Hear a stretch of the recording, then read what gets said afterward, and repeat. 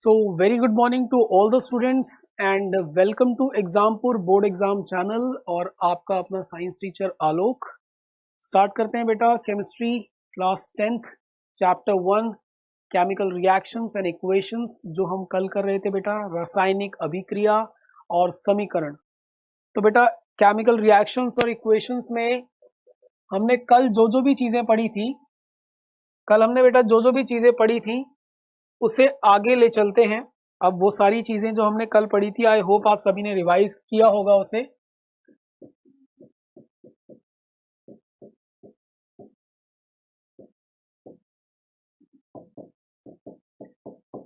तो बेटा आपने अगर रिवाइज की है चीजें तो आपको आगे की क्लास में आसानी होगी। अगर नहीं की है तो आपको कर लेनी चाहिए बेटा। डेली क्लासेस रिवाइज कीजिए क्योंकि ये बहुत इंपॉर्टेंट है अपने आप में। आपको आगे की क्लासेस तभी समझ आएंगी जब आपने पिछली क्लासेस देखी होंगी।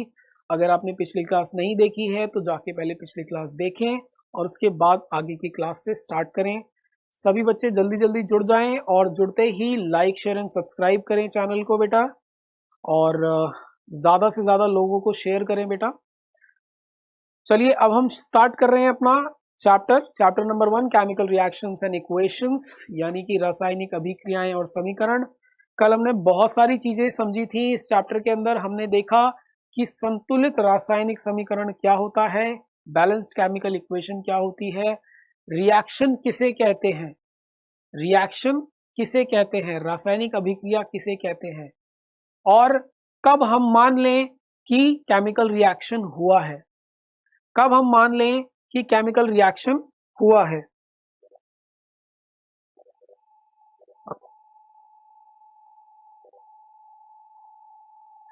चलिए बेटा देखते हैं आगे इस चीज को। आई होप आप सभी को आवाज आ रही होगी। आवाज क्लियर है तो बेटा एक बार कमेंट करके बताइए। अगर आपको आवाज क्लियर है तो कमेंट करके बताइए, फिर हम सेशन आगे स्टार्ट करते हैं बेटा। कमेंट करें बेटा, अगर वॉइस क्लियर है तो कमेंट करें।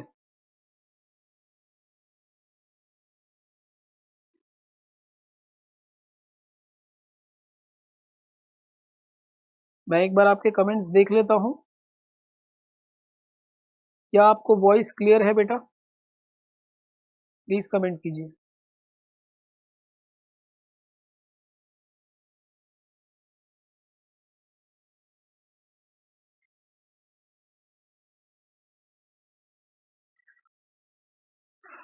तो बेटा आज हम पढ़ने वाले हैं केमिकल रिएक्शंस और इक्वेशंस में कल की क्लास के बाद का जो चीजें हैं, यानी रासायनिक अभिक्रियाओं के प्रकार, यानी टाइप्स ऑफ केमिकल रिएक्शंस को पढ़ने वाले हैं हम पढ़ने वाले हैं बेटा टाइप्स ऑफ केमिकल रिएक्शंस को।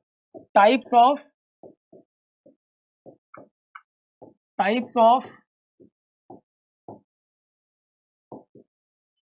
केमिकल रिएक्शंस, ये पढ़ने वाले हैं बेटा हम। यानी रासायनिक अभिक्रिया के प्रकार,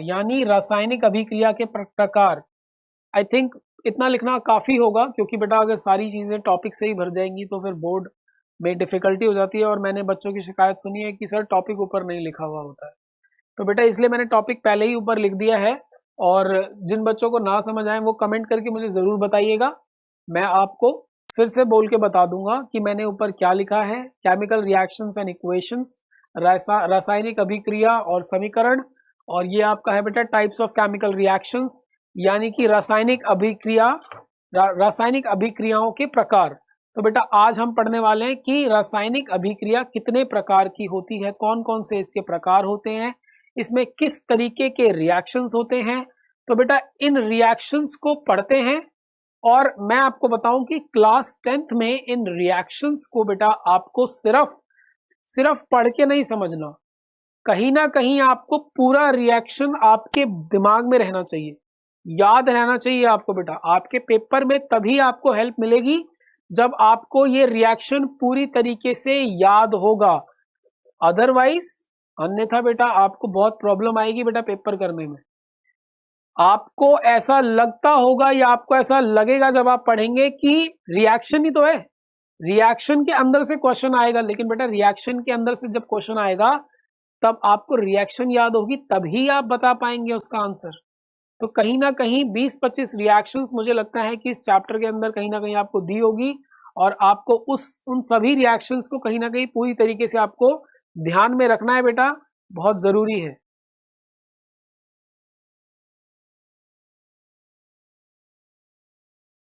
बेटा वॉइस क्लियर है आप सभी लोगों को? चलिए तो देखते हैं बेटा कि कितने प्रकार की रासायनिक अभिक्रियाएं होती हैं। इसको देखते हैं कि कितने प्रकार की रासायनिक अभिक्रियाएं होती हैं। जल्दी जल्दी जुड़ जाइए बेटा, और जल्दी जल्दी जुड़ के सेशन को लाइक शेयर एंड सब्सक्राइब कर दीजिए। हम आगे बढ़ चले हैं केमिकल रिएक्शन एंड इक्वेशंस में, यानी कि रासायनिक अभिक्रिया और समीकरण में।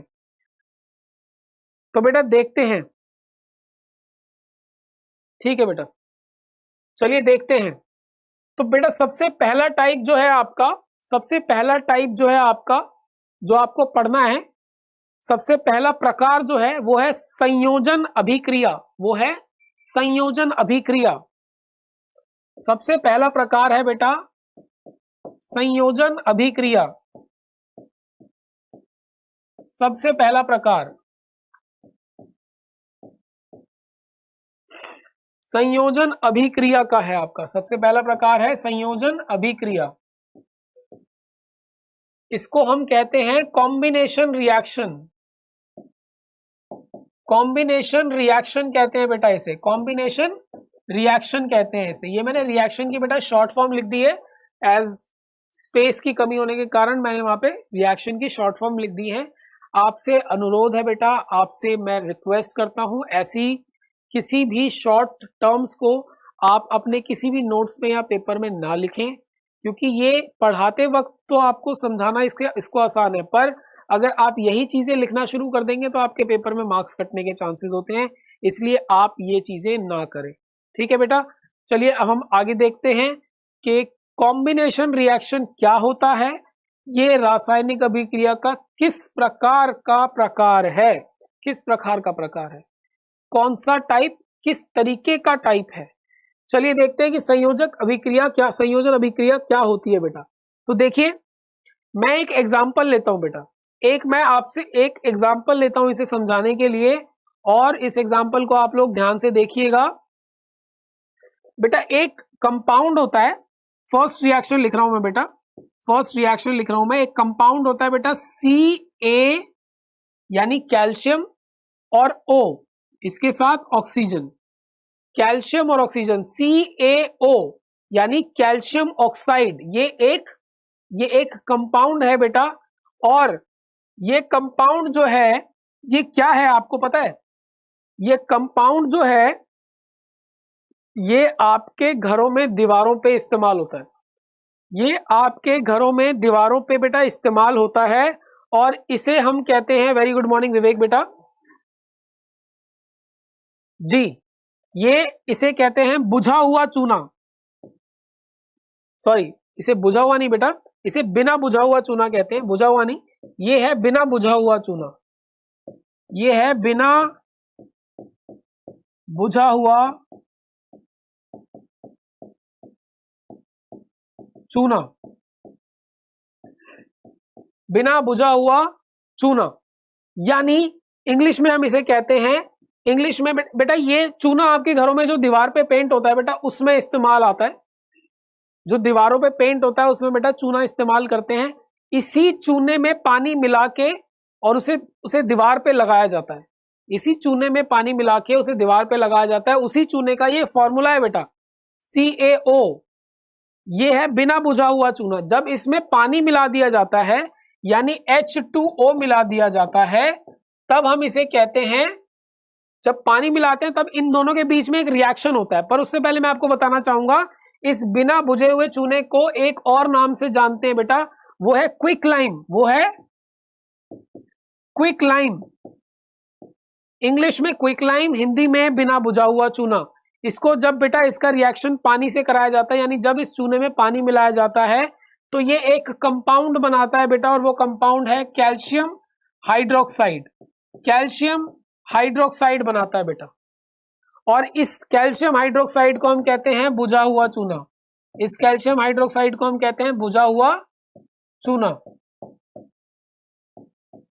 और इसे हम एक और साइंटिफिक नेम से भी जानते हैं। इंग्लिश में हम इस बुझे हुए चूने को क्या कहते हैं? Slaked lime.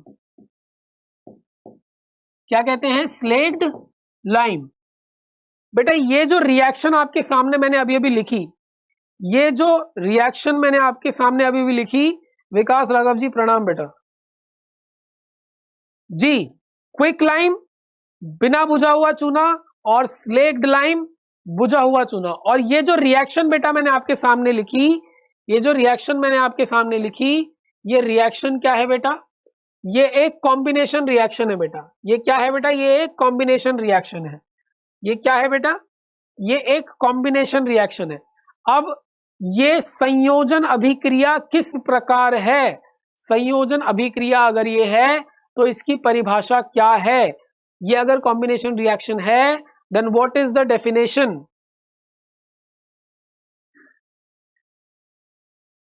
तो देखते हैं बेटा कि अगर ये संयोजन अभिक्रिया है यानी कॉम्बिनेशन रिएक्शन है तो इसकी डेफिनेशन क्या होगी।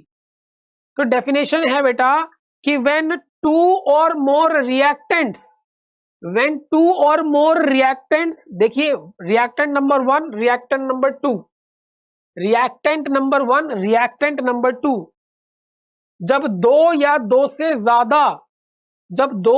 से ज्यादा रिएक्टेंट्स आपस में रिएक्ट करते हैं, जब दो या दो से ज्यादा रिएक्टेंट आपस में रिएक्ट करते हैं, तो बेटा उस सिचुएशन में जब एक ही प्रोडक्ट यानी एक ही उत्पादक बने, जब एक ही उत्पादक बने और दो या दो से ज्यादा रिएक्टेंट हो, दो या दो से ज्यादा रिएक्टेंट हो और एक ही उत्पादक बने, ऐसी सभी रिएक्शंस, ऐसे सभी अभिक्रियाएं क्या कहलाती है बेटा? संयोजन अभिक्रियाएं कहलाती हैं, यानी कि कॉम्बिनेशन रिएक्शन कहलाती है बेटा, यानी कि कॉम्बिनेशन रिएक्शन कहलाती है बेटा।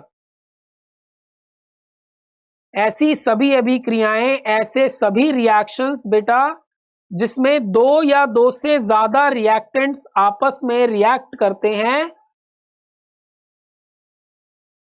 और एक ही प्रोडक्ट यानी कि एक ही उत्पादक बनाते हैं बेटा, तो ऐसी सभी अभिक्रियाएं क्या कहलाती हैं? कॉम्बिनेशन रिएक्शन या संयोजन अभिक्रिया कहलाती है। इसके हम कुछ और भी एग्जाम्पल लेते हैं बेटा, इसके हम कुछ और भी एग्जाम्पल लेते हैं, पर ध्यान रखने वाली बात यह है दो या दो से अधिक अभिकारक होंगे, दो या दो से अधिक अभिकारक होंगे, दो या दो से अधिक रिएक्टेंट होंगे और प्रोडक्ट जो है एक ही होगा, यानी कि उत्पादक एक ही होगा बेटा। ऐसे सभी रिएक्शन कॉम्बिनेशन रिएक्शन कहलाएंगे या इन्हें आप संयोजन क्रिया भी कहते हैं हिंदी में, राइट बेटा। चलिए आगे देखते हैं। अब संयोजन अभिक्रिया के अंदर ही एक और हम एग्जाम्पल लेते हैं और मैं चाहूंगा बेटा जरा आप लोग बहुत ध्यान से देखें और इस बात को भी ध्यान रखें कि बेटा हिंदी और इंग्लिश दोनों ही जो है, दोनों ही एक दूसरे को मदद करने वाली लैंग्वेज है। ऐसा नहीं है कि आप सिर्फ हिंदी पढ़ें तो आपका काम चल जाएगा बेटा, इंग्लिश में भी देखना पड़ेगा आपको, और इंग्लिश वालों को हिंदी में जो चीजें समझ आएंगी वो शायद इंग्लिश में भी ठीक से ना समझ पाए। जिसका एक छोटा सा उदाहरण मैं आपको देता हूं बेटा, जिसका एक छोटा सा उदाहरण मैं आपको देता हूं कि देखिए मैं एक रिएक्शन लिख रहा हूं, देखिए ये है रिएक्शन है कि कार्बन, रिएक्शन है कि कार्बन जो है जिसका सिंबल है C और जो है सॉलिड फॉर्म में, इसको जब हम ऑक्सीजन जिसका सिंबल है O और जो कि है गैस, इसके साथ रिएक्ट करवाते हैं तो ये बनता है CO2, ये बनता है CO2। दोबारा से बेटा कितने? एक और दो रिएक्टेंट यानी दो अभिकारक और एक ही प्रोडक्ट यानी एक ही उत्पादक, तो ऐसी सभी रासायनिक अभिक्रियाएं जिसमें दो या दो से अधिक अभिकारक हो और एक ही उत्पादक हो, all those reaction in which two or more than two reactant react to form a single product are called combination reactions are called combination reactions। समझ आया बेटा? अब देखिए जरा, ये जो बेटा मैंने आपको जो कॉम्बिनेशन रिएक्शन लिखवाया है, इसको कहते हैं बेटा हिंदी में, इसको कहते हैं कोयले का दहन। इसको क्या कहते हैं? कोयले का दहन। ये है बेटा समझने वाली बात। देखिए इंग्लिश वालों को भी बहुत अच्छे से समझ आया होगा ये चीज, जब मैंने बोला कि ये कार्बन जो है बेटा, ये कार्बन क्या है? ये कार्बन है कोयला। ये कार्बन क्या है बेटा? ये कार्बन है कोयला। क्या है? कोयला है बेटा ये। और कोयले को जलाया गया, यानी कोयले का दहन किया गया है। कोयले का दहन यानी कोयले को जलाया गया है। कल भी मैंने बेटा, जिन्होंने कल क्लास ली थी उन्हें पता होगा कि कल भी मैंने एक रिएक्शन कराया था जिसमें मैंने कहा था कि मैग्नीशियम को जलाने के लिए हमने क्या किया? क्या हमने ये लिखा कि मैग्नीशियम प्लस फायर, मैग्नीशियम और आग? ऐसा नहीं लिखा ना हमने लिखा मैग्नीशियम प्लस ऑक्सीजन, यानी मैग्नीशियम को जलाया गया। जब मैग्नीशियम को बर्न किया गया तो मैग्नीशियम प्लस ऑक्सीजन लिखा हमने। वैसे ही हमने कार्बन को, कार्बन क्या होता है बेटा? कार्बन कोयला होता है। तो कोयले को, यानी कोयले के साथ ऑक्सीजन रिएक्ट कैसे करेगा? कोयले के साथ ऑक्सीजन अपने आप रिएक्ट नहीं करेगा बेटा। जब कोयले को आप बर्न करोगे, यानी कोल को जब आप बर्न करोगे, कार्बन को जब आप बर्न करोगे, तो वो एटमॉस्फेयर में आपके आसपास मौजूद ऑक्सीजन से रिएक्ट करेगा, क्योंकि बिना ऑक्सीजन के कोई भी चीज जल नहीं सकती। तो बेटा वो अपने आसपास के ऑक्सीजन से रिएक्ट करेगा और क्या बनाएगा बेटा? ये सभी जानते हैं कि कोयले को जलाया जाए तो जो धुएं में निकलता है वो क्या होता है बेटा? Carbon dioxide. और ये वही रिएक्शन है बेटा कोयले का दहन, यानी burning of carbon, which will form बेटा carbon dioxide. Burning of carbon will form carbon dioxide, and this is the reaction जिससे आपको ये पता चल रहा है। तो देखिए कितनी सारी ऐसी चीजें हैं जो हम अपनी डेली लाइफ में करते हैं या होते हुए देखते हैं, उसे हम केमिकल रिएक्शंस की फॉर्म में लिख सकते हैं। अपने आप में बहुत बहुत सोचने वाली बात है बेटा कि हमने इन चीजों को, जो प्रक्रियाएं हमारे आसपास हो रही हैं, उसको हम जो है रिएक्शंस की फॉर्म में लिख सकते हैं, अभिक्रियाओं की फॉर्म में बेटा लिख सकते हैं। चलिए अब हम क्या करते हैं बेटा? अब हम इसी कॉम्बिनेशन रिएक्शन में, यानी संयोजन अभिक्रिया के बारे में कुछ और समझते हैं, इसी के बारे में बेटा। हम कुछ और से पहले मैं आपको एक चीज बताना चाहूंगा, जब आप कार्बन को जलाते हैं, यानी जब आप कार्बन को रिएक्ट कराते हो ऑक्सीजन से, तो बेटा क्या होता है? हीट बाहर आती है। क्या हीट अंदर एब्जॉर्ब हो रही है, अंदर जा रही है? नहीं, हीट बाहर आ रही है। जब आप कार्बन को रिएक्ट करा रहे हैं तो हीट क्या हो रही है बेटा? हीट बाहर निकल रही है, राइट। अब ये जो बाहर हीट निकल रही है ना, इस चीज का रिएक्शन से एक रिलेशन है, इस चीज का रिएक्शन से, अभिक्रिया से एक संबंध है, जिसके बारे में मैं बहुत जल्दी अभी बात करूंगा। पहले हम अगला एग्जाम्पल देखते हैं। पहले हम क्या देखते हैं बेटा? पहले हम अगला एग्जाम्पल देखते हैं। और मैं आप सभी से कहूंगा कि जो भी रिएक्शंस हैं बेटा, ये सारे आपके एनसीईआरटी के रिएक्शंस हैं। एनसीईआरटी बुक में ये सारे रिएक्शंस दिए, और आपको ये रिएक्शंस जिस तरीके से मैं आसानी से बता रहा हूं, वैसे ही आपको आसानी से याद भी रखने हैं बेटा। मैंने आपको बताया है बहुत ही तरीके से कि जब भी बेटा आप किसी चीज को जलाते हैं, अगर आप मैग्नीशियम को जला रहे हैं तो आप लिखेंगे कि मैग्नीशियम और ऑक्सीजन को रिएक्ट करवा रहे हैं, और बनेगा बेटा क्या? मैग्नीशियम ऑक्साइड बनेगा। क्या? Magnesium oxide. वैसे ही मैंने आपको बताया कि अगर आप लोहे को पानी से रिएक्ट करा रहे हैं तो बेटा क्या बनेगा? आपका बनेगा Fe3O4 प्लस H2 गैस निकलेगी। बेटा आपको ये याद करना पड़ेगा। आपसे ये रिएक्शंस किसी भी तरीके से पूछ ली जाएंगी बेटा, किसी भी तरीके से इन रिएक्शंस पे क्वेश्चंस बन जाते हैं, और ये क्वेश्चंस मैं आपको बना के करवाऊंगा अभी क्लास में। लेकिन तब तक मैं आपको ये बताता चल रहा हूं कि आपको ये याद भी करने होंगे, तो इसीलिए आप जो है बेटा पूरा ध्यान लगा के इन चीजों को करें। चलिए हम नेक्स्ट रिएक्शन देखते हैं। पहले नेक्स्ट रिएक्शन देखते हैं बेटा, नेक्स्ट रिएक्शन देखते हैं। नेक्स्ट है बेटा, जब हम हाइड्रोजन, क्या है? जब हम हाइड्रोजन, यानी हाइड्रोजन जो कि गैस है, और ऑक्सीजन जो कि गैस है, इन दोनों का इस्तेमाल करके, यानी इन दोनों को आपस में रिएक्ट करा के, इन दोनों का आपस में क्या करा के, इन दोनों की अभिक्रिया करा के जब हमें क्या मिलता है, वाटर, जब हमें क्या मिलता है, वाटर, जो कि क्या है बेटा, लिक्विड, जो कि क्या है बेटा, लिक्विड। हाइड्रोजन और ऑक्सीजन को अगर आपस में रिएक्ट कराया जाए तो हमें क्या मिलेगा, वाटर। H2 और O2 को आपस में रिएक्ट कराया जाए तो क्या मिलेगा, वाटर H2O मिलेगा।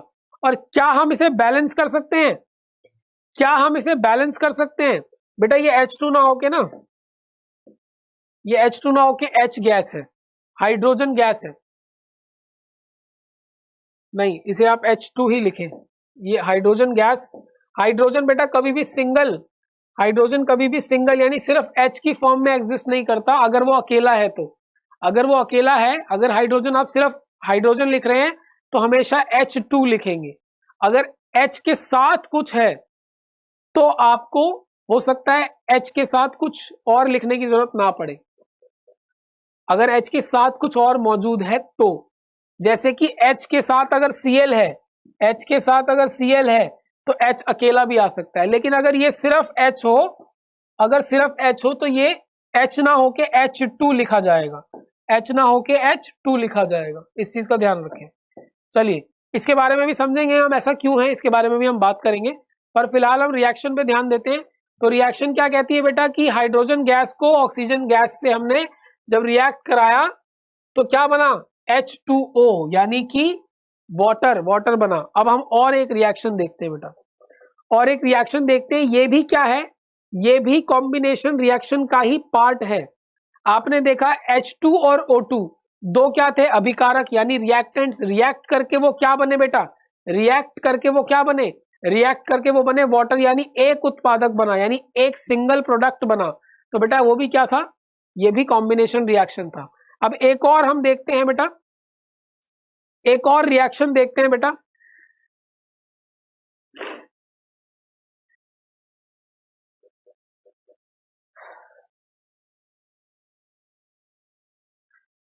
चलिए बेटा देखिए, मैं आपको अभी जैसे मैंने आपको जिस प्रकार से मैंने आपको कॉम्बिनेशन रिएक्शन बताया, कॉम्बिनेशन रिएक्शन में ही आप एक चीज मैंने आपको याद दिलाई थी कि कार्बन को जलाने पे क्या क्या होता है, ऊष्मा बाहर निकलती है, एनर्जी या हीट बाहर निकलती है, बाहर निकलती है ना। जब आप कोयले को जलाते हैं, कार्बन को जलाते हैं तो हीट बाहर निकलती है। वैसे ही बेटा अगर आप प्राकृतिक गैस को भी जलाएंगे, प्राकृतिक गैस यानी, प्राकृतिक गैस यानी मीथेन गैस, और मीथेन को हम लिखते हैं बेटा CH4, मीथेन को हम लिखते हैं CH4। अगर आप इसे भी जलाएंगे, इसे भी जलाएंगे यानी बर्न करेंगे, if you burn methane gas, in that case carbon dioxide बनेगा और वाटर बनेगा बेटा, कार्बन डाइऑक्साइड बनेगा और वाटर बनेगा, प्लस एनर्जी भी निकलेगी बेटा, यानी ऊर्जा भी निकलेगी, प्लस एनर्जी निकलेगी। देखिए हालांकि ये कॉम्बिनेशन रिएक्शन नहीं है क्योंकि इसमें दो अभिकारक हैं, लेकिन उत्पादक दो से ज्यादा है, सॉरी एक से ज्यादा है, यानी दो रिएक्टेंट है पर प्रोडक्ट जो है बेटा मोर देन वन है।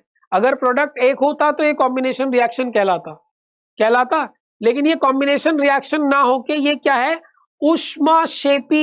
ऊष्माक्षेपी रासायनिक अभिक्रिया है बेटा, यानी कि इसके अंदर एनर्जी निकलती है, एनर्जी बाहर निकलती है। जैसे कॉम्बिनेशन रिएक्शन में कार्बन यानी कोयले को जलाने पे एनर्जी निकल रही थी, ऊष्मा निकल रही थी, वैसे ही मीथेन गैस जो कि नेचुरल गैस है यानी प्राकृतिक गैस है, इसे जलाने पे भी क्या होता है बेटा, एनर्जी बाहर निकलती है। और जिस भी रिएक्शन को करने पे एनर्जी निकलती है, जिस भी रिएक्शन को करने पे एनर्जी निकलती है, उस रिएक्शन को हम ऊष्माक्षेपी रासायनिक अभिक्रिया कहते हैं। क्या कहते हैं बेटा, ऊष्माक्षेपी रासायनिक अभिक्रिया कहते हैं, और इंग्लिश में हम इसे एक्सियोथर्मिक रिएक्शन कहते हैं। एक्सियो मतलब एग्जिट यानी निकलना, और थर्मल मतलब हीट, एक्सो यानी निकलना, एग्जिट होना, थर्मल मतलब हीट, तो एक्सोथर्मिक रिएक्शन, ऊष्माक्षेपी रासायनिक अभिक्रिया। ऊष्मा आपको पता ही है, ऊष्मा का मतलब भी क्या है, हीट, गर्मी, गर्मी का निकलना, ऊष्माक्षेपी रासायनिक जो है अभिक्रिया और एक्सोथर्मिक रिएक्शन। एक्सोथर्मिक रिएक्शन यानी प्राकृतिक गैस का जलना क्या है? एक्सोथर्मिक रिएक्शन है। कोयले का जलना भी बेटा क्या है? एक्सोथर्मिक रिएक्शन है। चलिए, ये रिएक्शन भी आपको याद होना चाहिए। आपसे पूछा जा सकता है कि एक एग्जांपल दीजिए एक्सोथर्मिक रिएक्शन का, तो उस केस में आप क्या करेंगे? उस केस में आप ये एग्जांपल दे सकते हैं जी। एक्सोथर्मिक रिएक्शन ऊष्माक्षेपी अभिक्रिया, एनर्जी रिलीज होती है इसके अंदर, यानी एनर्जी निकलती है। बिल्कुल सही।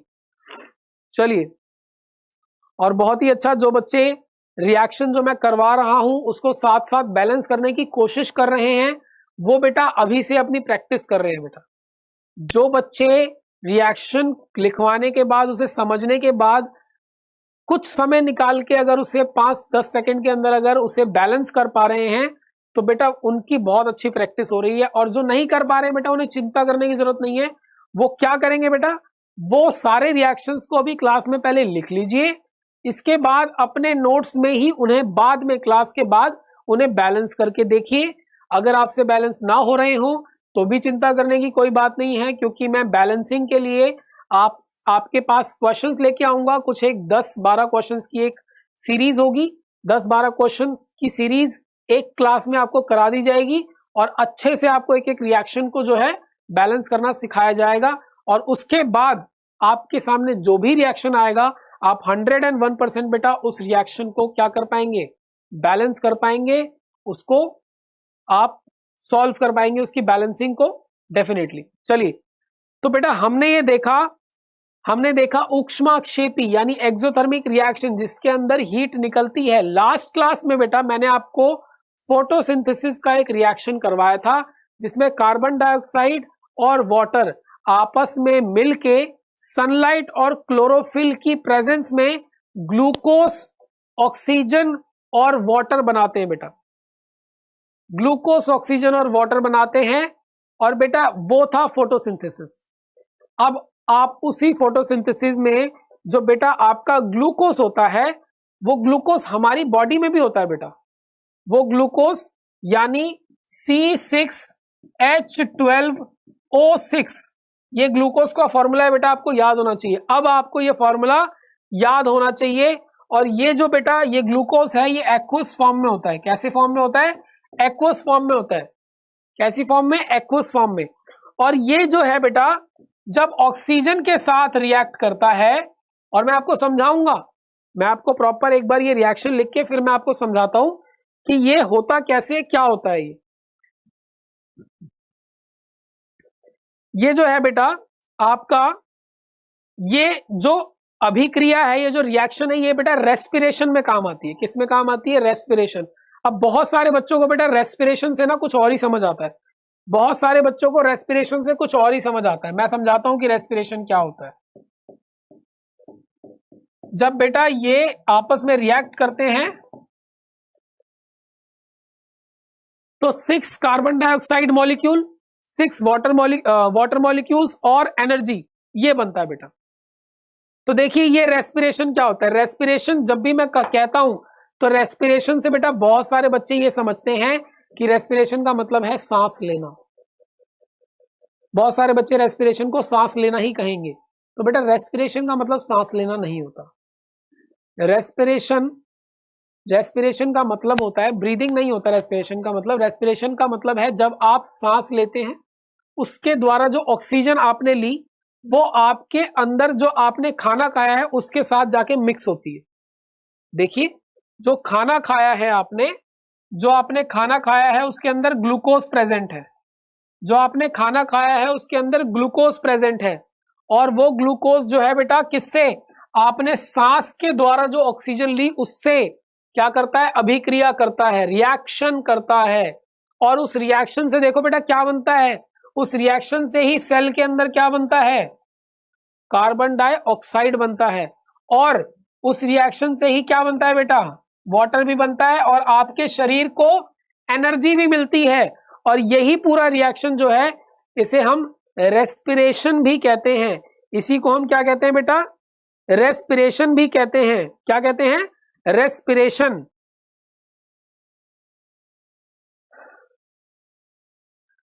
बेटा रेस्पिरेशन को हम हिंदी में कहते हैं श्वसन, सांस लेना, श्वसन, श्वसन की प्रक्रिया। ठीक है बेटा।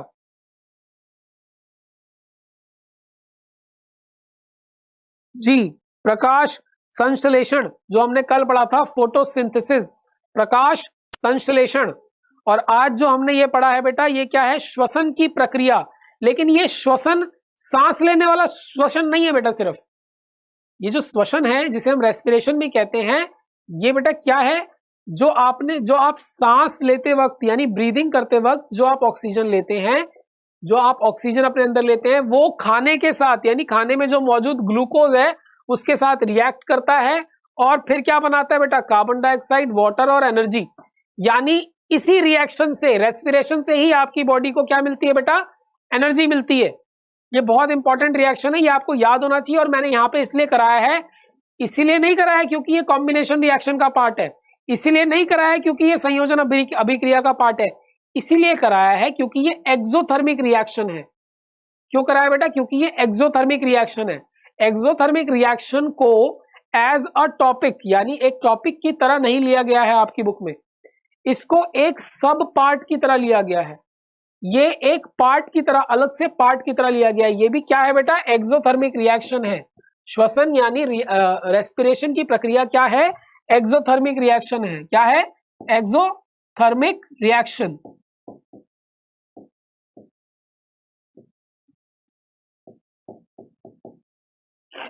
यानी कि बेटा, यानी कि ये क्या है ऊष्माक्षेपी, ऊष्माक्षेपी रासायनिक अभिक्रिया है बेटा। ये भी श्वसन की प्रक्रिया भी ऊष्माक्षेपी रासायनिक प्रक्रिया है।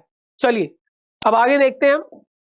मैं फिर से बता रहा हूं आपको, मैंने अभी आपको 2-3 रिएक्शंस कराए, जैसे कि प्राकृतिक गैस का दहन, जिसे आप नेचुरल गैस का बर्न होना भी कहते हैं। ठीक है, इसके बाद मैंने आपको ये श्वसन की प्रक्रिया कराई। ये दोनों ही रिएक्शंस क्या है बेटा, कॉम्बिनेशन रिएक्शन नहीं है। ये मैंने इसलिए कराए हैं क्योंकि ये क्या है, ये एक्सोथर्मिक रिएक्शंस हैं और कॉम्बिनेशन रिएक्शन के सब पार्ट में इसको दिया गया है। आपकी किताब में, आपकी एनसीईआरटी बुक्स में इसे अलग से टॉपिक नहीं बनाया गया, इसे सब पार्ट में दिया गया बेटा। ठीक है, चलिए अब हम आगे बढ़ते हैं। अब हम पढ़ने जा रहे हैं दूसरे टाइप का रिएक्शन, यानी दूसरे टाइप की अभिक्रिया, और उसका नाम क्या है, उसका नाम है डिस्प्लेसमेंट रिएक्शन। क्या नाम है बेटा, उसका नाम है डिस्प्लेसमेंट रिएक्शन। और डिस्प्लेसमेंट रिएक्शन को बेटा हम हिंदी में क्या कहते हैं, वियोजन या अपघटन की अभिक्रिया। वियोजन या अपघटन अभिक्रिया। देखिए बेटा, देखिए जरा इसे। सेकेंड टाइप जो रिएक्शन है बेटा वो क्या है, डीकंपोजिशन। डीकंपोजिशन रिएक्शन, जिसे हम क्या कहते हैं, वियोजन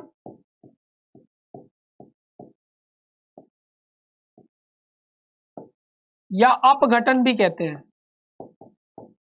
वियोजन या अपघटन भी कहते हैं। वियोजन या अपघटन अभिक्रिया। ठीक है बेटा, ये आपकी अगली अभिक्रिया यानी आपका अगला रिएक्शन है। ये अगली अभिक्रिया यानी अगला रिएक्शन है।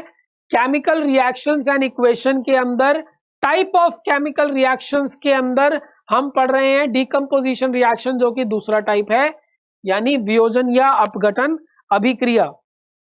ठीक है बेटा, चलिए अब वियोजन या अपघटन या जिसे हम कहते हैं डीकंपोजिशन रिएक्शन, इसके अंदर कौन कौन से रिएक्शन आते हैं और इसकी क्या डेफिनेशन है। बेटा जो आपने कॉम्बिनेशन रिएक्शन पढ़ा ना, उसका बिल्कुल ऑपोजिट है ये। कॉम्बिनेशन रिएक्शन जो आपने पढ़ा है उसका बिल्कुल ऑपोजिट है ये, उसका बिल्कुल ऑपोजिट है ये। तो अब हम देख लेते हैं कि उसका बिल्कुल उल्टा कैसे है ये, उसका बिल्कुल उल्टा कैसे है। देखिए कॉम्बिनेशन रिएक्शन में बेटा हमने पढ़ा था, कॉम्बिनेशन रिएक्शन में हमने पढ़ा था, मैं इसको नेक्स्ट पेज पे कराता हूं बेटा। कॉम्बिनेशन रिएक्शन में मैं यहां लिख देता हूं बेटा, देखो कॉम्बिनेशन रिएक्शन में हमने क्या पढ़ा था, कॉम्बिनेशन रिएक्शन में हमने क्या पढ़ा था, और ये था हमारा संयोजन, संयोजन अभिक्रिया। कॉम्बिनेशन रिएक्शन में हमने क्या पढ़ा था, और अभी हम जो पढ़ रहे हैं बेटा वो क्या है, वो है डीकॉम्पोजिशन रिएक्शन, यानी कि अपघटन अभिक्रिया।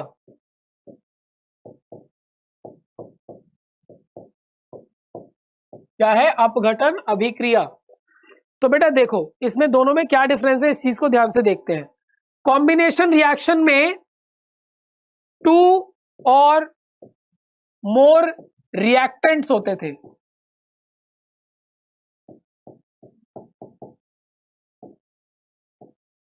टू और मोर रिएक्टेंट्स होते थे बेटा, क्या होते थे, 2 और मोर रिएक्टेंट्स होते थे।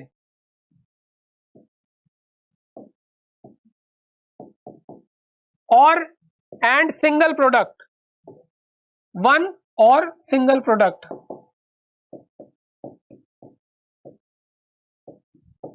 दो या दो से ज्यादा अभिकारक और एक उत्पादक होता था। इसका बिल्कुल उल्टा यहां होता है बेटा, यहां मैंने इंग्लिश में लिख दिया या मैं हिंदी में लिख देता हूं।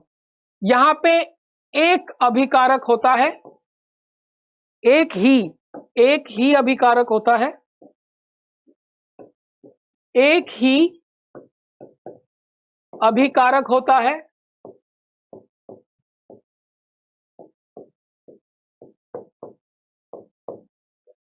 और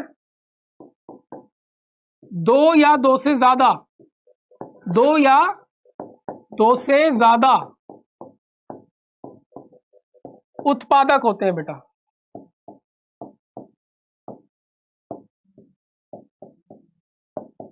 इसे मैं अब इंग्लिश में बता देता हूं, तो ध्यान से सुनिए।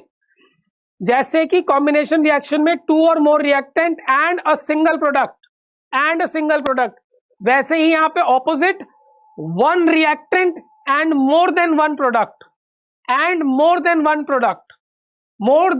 प्रोडक्ट, 2 या 2 से ज्यादा, मोर देन 1 प्रोडक्ट। ठीक है बेटा, तो ये होता है डीकंपोजिशन में।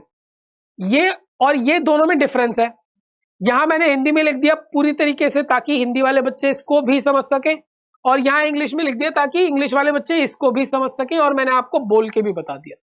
ठीक है बेटा, हिंदी और इंग्लिश बच्चों को, दोनों तरीके के मीडियम के बच्चों को समान रूप से लेके चलेंगे बेटा, हम इक्वली ट्रीट करेंगे, इक्वली लेके चलेंगे। ठीक है, चलिए अब आगे देखते हैं कि डीकंपोजिशन रिएक्शन जो है बेटा उसके कुछ एग्जांपल्स देखते हैं ताकि आपको और ज्यादा समझ आए। अभी आपको यह समझ आ गया कि कॉम्बिनेशन यानी संयोजक और डीकंपोजिशन यानी अपघटन रिएक्शन में क्या रिलेशन है, ये दोनों एक दूसरे के क्या है, ऑपोजिट है, उल्टे हैं। ठीक है, चलिए तो अब देखते हैं कि डीकंपोजिशन रिएक्शन है क्या। तो पिछली वाली स्लाइड पे आ जाते हैं बेटा वापस, क्योंकि एग्जाम्पल के लिए तो ये जगह काफी है। तो देखिए बेटा क्या होता है सॉरी, देखिए आपका एक कंपाउंड होता है बेटा आयरन सल्फेट। ये बेटा आपका जो कंपाउंड है आयरन सल्फेट का, इसका फॉर्मूला है FeSO4। क्या है, FeSO4। ये आयरन सल्फेट जो है बेटा, ये आयरन सल्फेट सॉलिड होता है। ये आयरन सल्फेट क्या होता है बेटा, सॉलिड होता है। ये आयरन सल्फेट क्या होता है, सॉलिड होता है। और बेटा ये आयरन सल्फेट जो है जब इसे गर्म किया जाता है, जब इसे हीट यानी गर्म किया जाता है, तो ये अलग अलग इसके भाग हो जाते हैं। कैसे अलग अलग भाग हो जाते हैं, कौन से अलग अलग भाग हो जाते हैं, तो बेटा देखिए जब इसे गर्म किया जाता है तो ये बनता है Fe2O3 यानी फेरिक ऑक्साइड सॉरी, ये बनता है ferric oxide plus sulphur dioxide and sulphur trioxide, ये बनता है बेटा।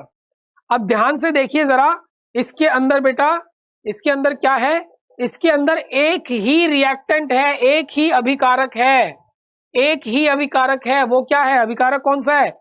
FeSO4, जिसे हम क्या कहते हैं? जिसे हम क्या कहते हैं? फेरस सल्फेट कहते हैं बेटा। और FeSO4 को जब गर्म किया जाता है, सिर्फ गर्म किया गया है बेटा, जलाया नहीं गया है, सिर्फ गर्म किया गया है, हीट किया गया है, not burned, it's only heated.